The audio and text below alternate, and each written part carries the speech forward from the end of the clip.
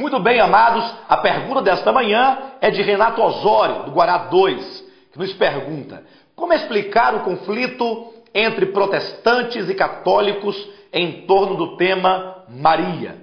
Ora, essa pergunta é de certo modo relevante, visto tratar de uma pergunta histórica, uma pergunta que tem as suas origens, um questionamento cuja origem é o cisma da reforma protestante com o catolicismo por ocasião da reforma. O que aconteceu de se estabelecer dois posicionamentos, duas posições totalmente distintas com respeito a essa personagem do Novo Testamento, Maria, mãe de Jesus de Nazaré, o homem segundo a carne. Na verdade, isso estabelece dois extremos do erro. E aqui eu quero convidá-los a um equilíbrio, porque de um lado há o extremo, ao polo daqueles que, movido por um espírito divisivo, por um espírito preconceituoso, acaba por renegar, por rejeitar, por criticar e por desprezar Maria, o que esses não fazem certamente com Moisés, com Davi, com Pedro, com Paulo, com João, personagens, tantos outros da Bíblia Sagrada, que são estimados pelos protestantes. Maria, neste caso, devido ao preconceito religioso, é que se coloca então numa condição totalmente desprezível por este primeiro extremo, que é o extremo do erro. Do outro lado, todavia, aqueles que são a favor de Maria, no sentido um pouco mais elevado, eles supervalorizam esta personagem, conferindo a ela aquilo que Deus não confere, aquilo que a palavra não atribui. De maneira que, de um extremo, há aqueles que desprezam, tirando de Maria o que lhe é devido. O que a Bíblia fala: dê a César o que é de César, a Deus o que é de Deus, dê honra a quem tem honra. Então, o primeiro extremo tira a honra de quem tem honra. O segundo grupo, que é o segundo extremo, dá honras não devidas, ou dar atribuições não bíblicas e que Deus não atribuiu, de modo que se baseiam em mera tradição de um catolicismo histórico e muitas vezes até mesmo pagão. São dois extremos antagônicos dos quais todo cristão verdadeiro precisa fugir.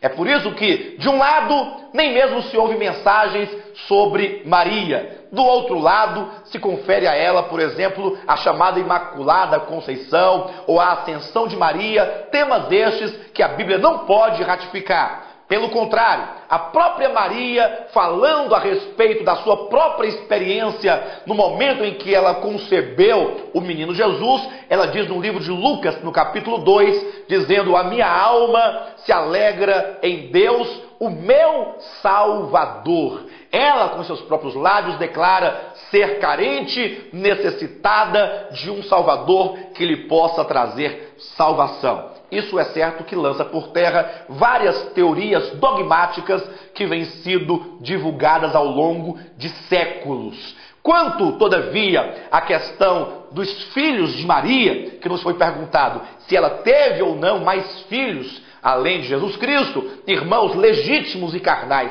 de Jesus Cristo, isso é um ponto que nós não podemos necessariamente precisar, nem apoiando o que teve e nem também que não teve, visto que há, de ambos os lados, algumas bases que talvez gera aí credibilidade às duas ideias. Do lado dos católicos, a afirmação: o termo irmão, tanto no grego quanto no hebraico, não significa necessariamente irmão, mas pode representar primo ou um parente bem próximo. E esse argumento é verdadeiro. Do outro lado, aqueles que querem de todo modo que Maria tenha tido mais filhos, asseveram, baseado em Lucas capítulo 1, quando diz que nasceu de Maria o seu filho primogênito, o que daria aí a ideia, uma inferência de que se há o primeiro é porque há os demais. Todavia, essa discussão ela não leva a lugar algum.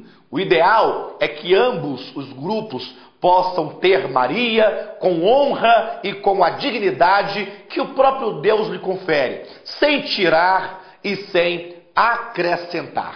Agora, há uma questão que envolve essa problemática, porque ao querer dar as honras devidas aos santos do passado, alguns costumam ultrapassar o que se chama veneração.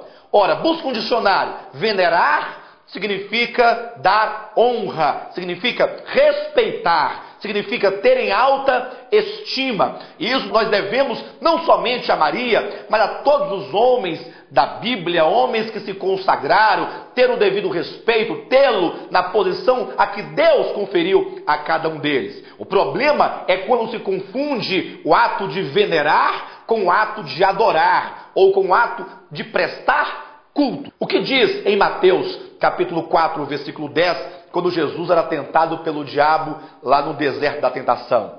Jesus repreende Satanás dizendo: ao Senhor teu Deus adorarás, e só a Ele prestarás culto. Então o culto que nós como servos prestamos só pode ser ao nosso Deus. Não podemos fazer cultos a Maria, não podemos fazer culto a José, a fazer culto a Pedro, nem mesmo como fazem os cristãos protestantes hoje, culto aos namorados, culto dos dias das mães, culto dos dias dos pais, culto disso e daquilo, nada disso. A igreja, ela tem um único Senhor, um único Deus, a quem devemos toda honra, toda glória, toda adoração, e só a Ele nós devemos prestar culto. Mas a Bíblia nos traz aqui um conselho muito correto, muito impressionante, que eu não poderia de compartilhar com vocês, em 1 Coríntios capítulo 1, versículo 10.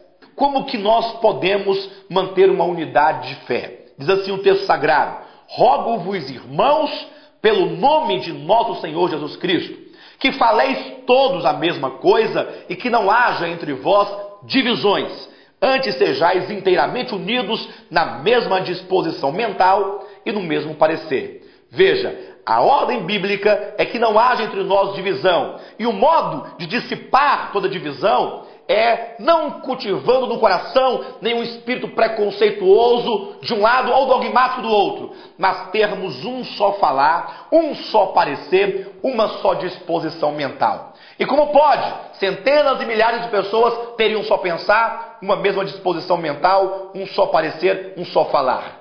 Ora, se todos tomarem a Bíblia Sagrada por única regra de fé e lançarem fora todos os conceitos, os preconceitos, os dogmas, o pragmatismo religioso, então todos falarão a mesma linguagem, a palavra de Deus.